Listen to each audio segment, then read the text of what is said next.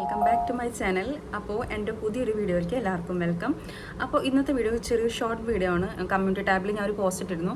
അത് ഈ uterus cervix dilate ചെയ്യാൻ വേണ്ടിയിരുന്ന ട്യൂബിനെ പറ്റിയിട്ട് വീഡിയോ വേണമെന്നുള്ളത്.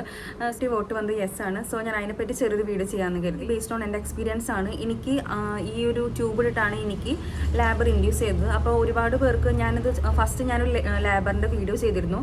എൻ്റെ ലാബർ എക്സ്പീരിയൻസിൻ്റെ ഡെലിവറി വ്ളോഗ് ഞാൻ ചെയ്തിരുന്നു. അപ്പോൾ ഇതിൽ ഞാൻ സർവിക്സിന് ഈ ട്യൂബ് ഇടനെ പറ്റി പറയുന്നുണ്ട്. പക്ഷേ മൈ ബാഡ്, ഞാൻ അതിൽ ക്ലിയർ ആയിട്ട് ഞാൻ സംസാരിച്ചില്ല എന്താ എങ്ങനെയാണെന്നുള്ളതൊക്കെ. അപ്പോൾ ഒരുപാട് പേർക്ക് ഡൗട്ട് തോന്നി. ഇനി ട്യൂബ് ഇടാന്ന് പറയുന്നത് നമ്മുടെ യൂറിനറി ട്യൂബാണോ എന്നുള്ളതൊക്കെ ഡൗട്ട് തോന്നി. അതൊക്കെ ഒന്ന് ക്ലിയർ ചെയ്യാനായിട്ടാണ് ഇപ്പോൾ ഈ വീഡിയോ ചെയ്യണത്. അപ്പോൾ ഞാൻ യൂറിനറി ട്യൂബ് അല്ല ഞാൻ ഉദ്ദേശിച്ചത്. സർവിക്സിലേക്ക് ട്യൂബ് ഇടുന്നത് ലാബർ ഇൻഡ്യൂസ് ചെയ്യാൻ വേണ്ടിയിട്ടാണ്. ലാബർ ഇൻഡ്യൂസ് ചെയ്യുക എന്ന് പറയുമ്പോൾ നോർമലി എൻ്റെ അറിവിൽ കേട്ട് പഠിച്ചുള്ളത് ഡ്രിപ്പ് ഇടുക, അതുപോലെ തന്നെ ഗുളിക കഴിക്കുക മാത്രമായിരുന്നു എൻ്റെ ഒരു അറിവിലുണ്ടായിരുന്നത്. പിന്നെ എൻ്റെ എക്സ്പീരിയൻസിലാണ്, അതായത് ഞാൻ ലാബറിന് കയറിയപ്പോഴാണ് ഈ സംഭവത്തിനെ പറ്റി ഞാൻ അറിയുന്നത്. എങ്ങനെയാണെന്ന് വെച്ചിട്ടുണ്ടെങ്കിൽ നമ്മൾ അവരുടെ ആ ഒരു ലാബർ റൂമിൽ വെച്ചിട്ടാണ് ഈ ഒരു പ്രൊസീജിയർ നടത്തുക. ലാബർ റൂമിൽ വെച്ചിട്ട് നമ്മൾ ലാബറിന് കിടത്തുന്ന ടേബിളിൽ തന്നെ കിടത്തിയിട്ടായിരിക്കും ഈ ഒരു പ്രൊസീജിയർ ചെയ്യുന്നുണ്ടാവുക. അതിന് ആ ട്യൂബിൻ്റെ സാധനം അവർ എടുക്കും. എനിക്ക് ആദ്യം തോന്നിയിരുന്നത് PV ചെയ്യില്ലേ, PV ചെയ്യുമ്പോൾ നമുക്ക് പെയിൻ ഉണ്ടാവില്ലേ, ആ ഒരു പെയിൻ അതിൻ്റെ കുറച്ചും കൂടി ഇൻറ്റൻസിറ്റി കൂടിയിട്ട് നഴ്സുമാരൊക്കെ നമ്മളെ കംഫർട്ട് ചെയ്യാൻ വേണ്ടി പറയും. ചെറിയൊരു ബുദ്ധിമുട്ട് തോന്നും, അത്രയേ ഉള്ളൂ എന്ന് പറയും. പക്ഷേ ചെറിയൊരു ബുദ്ധിമുട്ടല്ല, നല്ല പെയിൻഫുൾ ഒരു സംഭവം തന്നെയാണ് ഈ ട്യൂബ് ഇടാന്ന് പറയുന്നത്. എൻ്റെ ഒരു കാര്യം വെച്ചിട്ടുണ്ടെങ്കിൽ നമുക്ക് 6 സെൻറ്റിമീറ്റർ വരെ ഡൈലേറ്റ് ആവും ആ ട്യൂബ് ഇട്ട് കഴിഞ്ഞിട്ടുണ്ടെങ്കിൽ. അങ്ങനെയാണ് പൊതുവെ പറയാറ്. ഒരുപാട് കേസസ് ട്യൂബ് ഊരിപ്പോരുന്ന കേസസ് ഉണ്ടായിട്ടുണ്ട്, വീണ്ടും ട്യൂബ് ഇടുന്നുണ്ട്. അപ്പോൾ ഭയങ്കര പെയിൻഫുൾ ആയിരിക്കും വീണ്ടും ഇടാന്ന് പറയുന്നത്. എൻ്റെ ലാബറിൻ്റെ ടൈമിൽ തന്നെ കുട്ടിക്ക് അങ്ങനെ സംഭവിച്ചിട്ട് ഞാൻ ഇടുന്നത് കണ്ടിട്ടുണ്ട്. ആ കുട്ടിക്ക് വീണ്ടും ട്യൂബ് ഇട്ടിടണം ഞാൻ കണ്ടിട്ടുണ്ട്. അപ്പോൾ എങ്ങനെയാണ് സംഭവം എന്ന് വെച്ചിട്ടുണ്ടെങ്കിൽ ആദ്യം നമ്മുടെ വാജിനൽ ഓപ്പണിങ്ങിൻ്റെ ആ ഭാഗത്ത് അവർ എന്തോ ഒരു കോൺ പോലത്തെ ഒരു സംഭവം വെക്കും. ഇവിടെ ഹോൾ ഓപ്പണിങ് പോലത്തെ ഒരു സംഭവം. ഞാൻ പറ്റാന്നിട്ടുണ്ടെങ്കിൽ ഇമേജ് കിട്ടാന്നിട്ടുണ്ടെങ്കിൽ ഞാൻ സൈഡിൽ ഞാൻ ഇടും. അങ്ങനത്തെ ഒരു ഇൻസ്ട്രുമെൻ്റ് ഒരു വെക്കും ഓപ്പൺ ചെയ്ത് വെക്കാനായിട്ട്.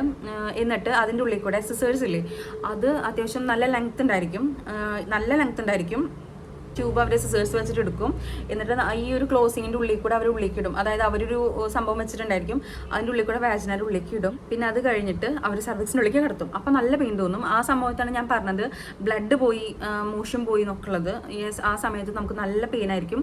ഇവർ ഈ ഒരു സിസേഴ്സ് വെച്ചുകൊണ്ട് ചെയ്യുന്നതുകൊണ്ട് തന്നെ നമുക്ക് ആദ്യം വാജിന ഓപ്പൺ ചെയ്യുന്ന സമയത്ത് ഈ ഒരു മെഷീൻ വെച്ചിട്ട് ഈ ഒരു ഇൻസ്ട്രുമെൻറ്റ് വെച്ച് ചെയ്യുന്ന സമയത്ത് നമുക്ക് ഇത്തിരി പെയിൻ ആയിരിക്കും. അത് കഴിഞ്ഞ് നമ്മൾ എങ്ങനെയാണ് എന്താണെന്ന് അറിയുന്നത് നമ്മളിങ്ങനെ കിടക്കുന്ന സമയത്തായിരിക്കും ഓഫ് കോഴ്സ് ആ സംഭവം നമ്മുടെ ഉള്ളിലേക്ക് അവർ നല്ല പെയിൻഫുൾ ആണ്. ആ സമയത്ത് നമ്മുടെ സർവിക്സ് എന്ന് പറയുന്നത് ഡൈലേറ്റ് ഓൾറെഡി ക്ലോസ്ഡ് ആയിട്ടുള്ള സാധനമാണ്. അപ്പോൾ അതിൻ്റെ ഉള്ളിലേക്ക് കടത്താന്ന് പറയുമ്പോൾ ഓഫ് കോഴ്സ് ബ്ലഡ് പോവും. മനസ്സിലായല്ലോ? അപ്പോൾ അതാണ് അത്രയും പെയിൻഫുൾ ആണെന്ന് പറയുന്നത്. പിന്നെ ഈ ട്യൂബിൻ്റെ അറ്റത്ത് അവർ സിറിഞ്ച് വെച്ചിട്ട് വെള്ളമോ എയറോ എന്തോ കടത്തും. അപ്പോൾ നമ്മുടെ ഈ സർവിക്സിൻ്റെ ഉള്ളിലേക്ക് ഈ ട്യൂബ് കടന്നിട്ടുണ്ടായിരിക്കും എന്തായാലും. നമ്മുടെ കുട്ടികളുടെ മെമ്പറൈൻ വാട്ടർ ബ്ലോക്ക് ഒന്നും ആവില്ല ആ സമയത്ത്, മെമ്പറൈനൊന്നും പൊട്ടൊന്നുമില്ല. പക്ഷേ അത് കടത്തി വെച്ചിട്ട് ഇവർ ഈ വെള്ളം ഉള്ളിലേക്ക് കടത്തി കഴിഞ്ഞിട്ടുണ്ടെങ്കിൽ അതിൻ്റെ ഉള്ളൊരു ബലൂൺ ഉണ്ട്. ആ ബലൂൺ വീർക്കും. അതങ്ങനെ ആ ബലൂൺ പിന്നെ വീർത്തിട്ട് പിന്നെ ഈ സർവിക്സ് ഡയലൈറ്റ് ചെയ്യുന്നതിനനുസരിച്ചിട്ട് ഇതിങ്ങനെ ഇറങ്ങി പോരും. അങ്ങനെയാണ് ചെയ്യുക. പിന്നെ ഈ ട്യൂബിൻ്റെ ഏറ്റവും അടിവശം നമ്മുടെ കാലിൻ്റെ തൈസിൻ്റെ അവിടെ അവരെന്ത് ചെയ്യും, ഒട്ടിച്ചേക്കും, ഇൻസുലേറ്റ് ചെയ്ത് വെക്കും പോവാണ്ടിരിക്കാൻ വേണ്ടിയിട്ട്. ഇട്ട് കഴിഞ്ഞിട്ടുണ്ടെങ്കിൽ നമുക്കൊരു ഇടുന്ന സമയത്ത് ഒരു വേദനയും, പിന്നെ ഇട്ട് കഴിഞ്ഞിട്ടുണ്ടെങ്കിൽ ഒരു 10-15 മിനിറ്റും അതിൻ്റെതായ ഒരു പെയിനും കാര്യങ്ങളൊക്കെ ഉണ്ടാവും. പിന്നെ അത് കഴിഞ്ഞിട്ട് ഓക്കെയാണ്. ലാബർ ഇൻഡ്യൂസ് ചെയ്യാൻ നല്ലൊരു മെത്തേഡാന്നൊക്കെയാണ് അവർ പറയണത്. പക്ഷേ എനിക്കെന്തോ അത് തോന്നിയില്ല. കാരണം ഓൾറെഡി നമ്മൾ ലാബർ പെയിൻ എന്ന് പറയുന്നത് അത്യാവശ്യം നല്ലൊരു പെയിൻ ഉണ്ട്. അതിനിടയിൽ കൂടെ സ്റ്റാർട്ടിങ്ങിൽ ഇങ്ങനത്തെ ഒരു പെയിൻ എനിക്ക് യോജിച്ച് പോകാൻ പറ്റില്ല. ഒരുപാട് ഹോസ്പിറ്റൽസിലൊന്നും ഈ ഒരു മെത്തേഡ് വന്നിട്ടില്ല എന്ന് തോന്നുന്നു. ഞാൻ ചെന്ന ഹോസ്പിറ്റലിൽ എന്തായാലും ഉണ്ടായിരുന്നു. പിന്നെ എനിക്ക് ആ ട്യൂബ് ഇട്ട് കഴിഞ്ഞ് ഒരു 30 മിനിറ്റ് കഴിഞ്ഞപ്പോഴേക്കും എനിക്ക് പെയിൻ സ്റ്റാർട്ട് ചെയ്തു, ലാബർ പെയിൻ സ്റ്റാർട്ട് ചെയ്തു. അതുപോലെ തന്നെ വാട്ടർ ബ്ലോക്കായി, മണിക്കൂറിനുള്ളിൽ തന്നെ വാട്ടർ ബ്ലോക്കും സംഭവിച്ചിരുന്നു. ഇതും ഈ സർവിക്സിൽ ട്യൂബ് ഇടുന്നതും അതുപോലെ തന്നെ യൂറിനറി ട്യൂബ് ഇടുന്നതും കംപ്ലീറ്റ്ലി രണ്ട് ഡിഫറെൻ്റ് ആയിട്ടുള്ള കാര്യങ്ങളാണെന്നാണ് എനിക്ക് മനസ്സിലായിട്ടുള്ളത്. കാരണം യൂറത്രയ്ക്ക് ഓൾറെഡി ഒരു ഓപ്പണിംഗ് ഉണ്ട്, പക്ഷേ സർവിക്സിന് ഓപ്പണിംഗ് ഇല്ല. അത് ഡൈലേറ്റ് ചെയ്യുമ്പോൾ മാത്രമേ അത് ഓപ്പൺ ആവുള്ളൂ. സോ ഈ യൂറിനറി ട്യൂബ് ഇടുന്നത് അത്രയും പെയിൻഫുൾ ആവില്ല എന്ന് തോന്നുന്നു. ഇതാണ് ഇത് നല്ല പെയിൻഫുൾ ആയിട്ടുള്ള കാര്യമാണ് ഈ ട്യൂബിൽ. എനിക്ക് ഈ ഒരു എക്സ്പീരിയൻസ് ഇല്ല, യൂറിനറി ട്യൂബ് ഇടുന്നതിൻ്റെ എക്സ്പീരിയൻസ് എനിക്ക് ഉണ്ടായിട്ടില്ല ഇതുവരെ. അതുകൊണ്ട് എനിക്ക് ഇതിനെപ്പറ്റി പറയാൻ അറിഞ്ഞുകൂടാ. പക്ഷേ ഈ സർവിക്സ് ഡൈലേറ്റ് ചെയ്യാൻ വേണ്ടിയിട്ട് ഈ ഒരു ട്യൂബിന് ഭയങ്കര പെയിൻഫുൾ ആണ്.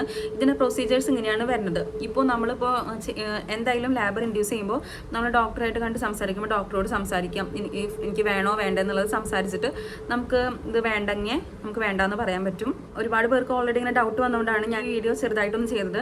അപ്പോൾ അതാണ് ഈ ട്യൂബിടുന്നതിൻ്റെ കാര്യങ്ങളൊക്കെ പറ്റിയിട്ട് എനിക്ക് പറയാനുള്ളത്. പിന്നെ ഞാൻ വീണ്ടും പറയണു, ഇത് ഞാൻ ഒരു എക്സ്പേർട്ട് അല്ല, ഞാൻ എൻ്റെ എക്സ്പീരിയൻസിന് വെച്ചിട്ടാണ് ഞാൻ പറയണത്. അല്ലാണ്ട് എനിക്ക് ഇതിനെ പറ്റിയിട്ട് കുറേ എക്സ്പീരിയൻസ് ഒന്നും ഇല്ല, ജസ്റ്റ് 1 എക്സ്പീരിയൻസ് ആണ് ഇതിനെ പറ്റിയിട്ടുള്ളത്.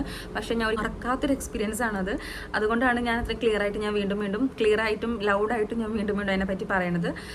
സോ ഇന്നത്തെ വീഡിയോ ഇത്രയേ ഉള്ളൂ. ഞാൻ വേറെ വീഡിയോ ആയിട്ട് വരാം. അതും എല്ലാവർക്കും ബൈ.